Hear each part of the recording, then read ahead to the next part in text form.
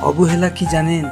মানুষের সব কষ্ট চোখে ধরা পড়ে না, কিছু কষ্ট শব্দ ছাড়াই জন্ম নেয়।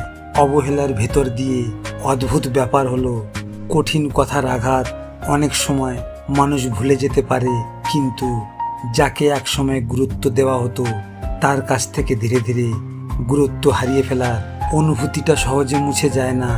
কারণ রাগের মধ্যেও একটা সম্পর্ক টিকে থাকে, যেখানে প্রশংসা থাকে, অধিকার থাকে, কিন্তু অবহেলা নিঃশব্দে বুঝিয়ে দেয় তোমার উপস্থিতি আর আগের মতো প্রয়োজনীয় নয়।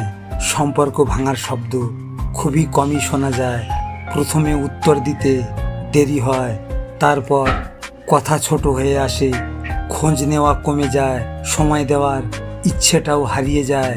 এক সময় মানুষটা সামনে থাকতেও দূরত্ব তৈরি হয়ে যায়, আর শেষ পর্যন্ত বিদায় বলে কেউ চলে যায় না, সম্পর্কটাই নীরবে অস্তিত্ব হারিয়ে ফেলে। আপনারা তো এই ভিডিওটি দেখলেন, এখনো পর্যন্ত একটা লাইকও করেননি। আপনাদের যদি এই ভিডিওটি ভালো লেগে থাকে তাহলে শেয়ার, লাইক, কমেন্ট করতে ভুলবেন না।